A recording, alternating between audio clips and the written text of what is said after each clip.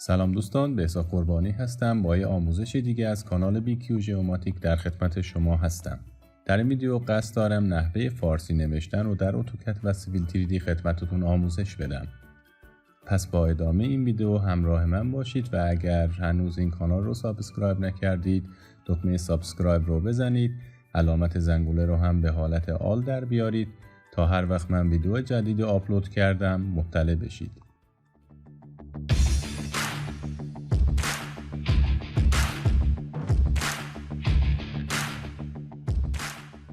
همینطور که میدونید با تایپ دستور T در کامند لاین یا همون تکست و انتخاب یک محدوده مشخص میتونیم متن مورد نظرمون رو تایپ کنیم. اما برای فارسی نوشتن با اینکه میتونیم با همین دستور و تغییر زبان کیبورد به فارسی و انتخاب محل مورد نظر به صورت فارسی هم تایپ کنیم، اما این روش ایراداتی داره. برای مثال وقتی ما به متنمون زیادی زوم میکنیم میبینیم که متن ما از هم میپاشه و درست نشون داده نمیشه. برای اینکه به صورت استاندارد متن‌های فارسی رو در اتوکد و سیویل 3D تایپ کنیم، یکی از قدیمی ترین و بهترین روش‌ها استفاده از فونت‌های کاتب است.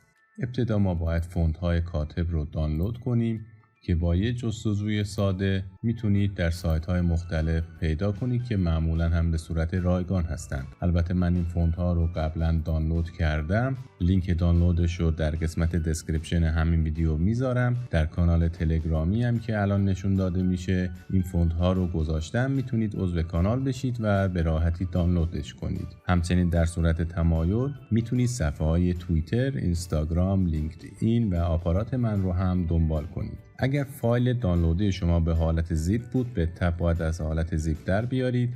من داخل پوشه میرم، فونت هایی که دانلود کردم رو مشاهده میکنید. من همشون رو انتخاب میکنم و کپی رو میزنم. حالا کاری که باید بکنیم اینه که باید به محل نصب نرم افزارمون بریم که به صورت پیشفرض در درایو C پوشه پروگرام فایل، پوشه اتودسک و نهایتاً اتوکد 2022 یا هر ورژنی که شما نصب کردین. توجه کنید اگر این کار رو در نرم افزار سیویل 3D میخواید انجام بدین که من همین الانم دارم روی نرم افزار سیویل 3D کار میکنم، باز باید داخل پوشه اتوکد 2022 بریم. در داخل این پوشه باید پوشه فونت رو پیدا کنیم و فونت هایی رو که قبلا کپی کردیم رو داخل این پیستش کنیم. در صورت ظاهر شدن این دیالوگ ریپلیس رو میزنم و به این صورت فونت ها رو داخل پوشه مربوط به فونت نرم افزار کپی میکنیم.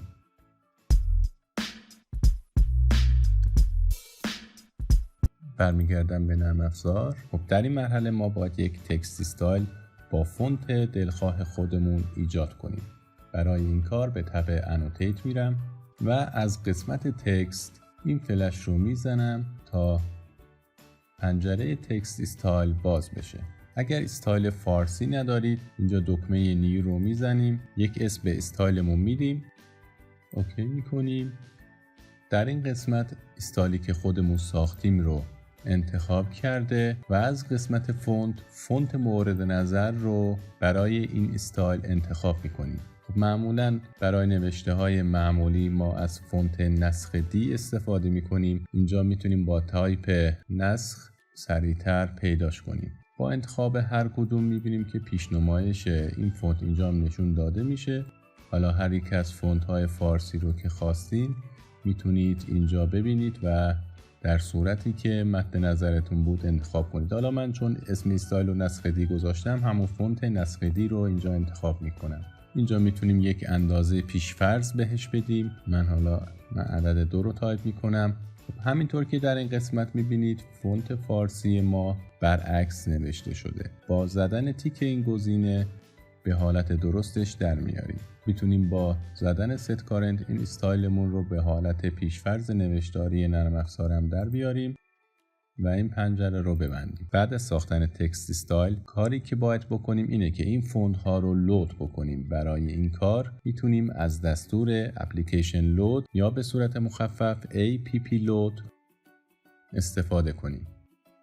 با زدن این دستور این پنجره باز میشه که همینطور که میبینید الان داخل پوشه فونت هستیم. اگر احیانا تو سیستم شما داخل پوشه فونت نیومد نرم افزار، مثلا این قسمت اومد یا هر جای دیگه، میتونیم با همون روش آدرس پوشه فونت رو پیدا کنیم و داخلش بریم. اینجا من همه فونت ها رو انتخاب میکنم و گزینه لود رو میزنم، بعد پنجره رو میبندم.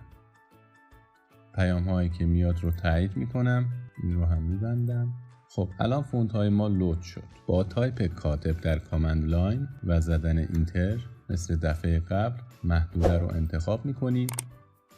امتداد این خطی رو که میبینید در واقع امتداد نوشتاری ماست و اگه میخواین افقی تایپ بشه میتونیم با زدن دکمه F8 در کیبورد حرکت موس رو به حالت افقی و عمودی در بیاریم و یک خط افقی انتخاب کنیم برای تایپمون.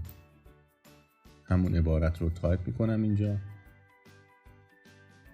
همینطور که مشاهده میکنید اینجا وقتی ما تایپ میکنیم دوباره از چپ به راست نوشته میشه، ولی جای نگرانی نیست. با 2 بار اینتر زدن این مشکل حل میشه و نوشته ما به صورت مناسب نمایش داده میشه. حالا میتونید با دستورات اسکیل، روتیت، موو یا هر دستور دیگه که مناسب میبینید برای کارتون با این نوشته کار کنید. مثلا من دستور اسکیل رو میزنم و میخوام این نوشتم رو یکم بزرگترش کنم. دقت کنید که برای اینکه دستور کاتب در نرم افزار شما فعال باشه باید هر سری که برنامه رو باز میکنید دستور اپلیکیشن لود رو بزنید و فونت ها رو لود کنید. برای تایپ عبارات دیگه لازم نیست که این دستور رو لود کنید و همین یک بار که لود کردید تا زمانی که برنامه رو نبستید این دستور فعال هستش. همچنین اگر متن رو اشتباه نوشتید و خواستید ویرایش کنید توصیه میکنم متن رو از اول بنویسید، چون نوشتن با دستور کاتب با اینکه قابلیت ویرایش داره ولی فونت رو به هم میریزه. مثلا اگر من بخوام عبارت آموزش رو ویرایش کنم، مثلا واوش رو حذف کنم و الف بذارم، خب میبینید که اینجا دیگه الف رو به میم نچسبونده و فونت ما به هم ریخته. برای همینطور که گفتم اگر در صورتی که متن رو اشتباه نوشتید و خواستید ویرایشش کنید بهتر هست که اون متن رو کلا پاک کنید و دوباره بنویسید. همچنین اگر نوشته از قبل دارید و میخواد یه نوشته دیگر رو اضافه کنید با همون دستور کاتب، مثلا من تو این زاویه میخوام بنویسم، دوباره اینتر میزنم. اگر ما میخوایم این نوشته های ما مثل نوشته قبلی در بیاد کافیه با دستور مچ پراپرتیز یا تایپ MA و انتخاب متن قبلی سپس انتخاب متن جدید. متن جدیدمون رو به اندازه، دوران، رنگ و لایه متن قبلی در بیاریم. امیدوارم این آموزش براتون مفید بوده باشه. حتما نظرات و پیشنهاداتتون رو در قسمت کامنت برام بنویسید و این ویدیو رو با دوستانتون به اشتراک بذارید. تا ویدیو بعدی، خدا نگهدار.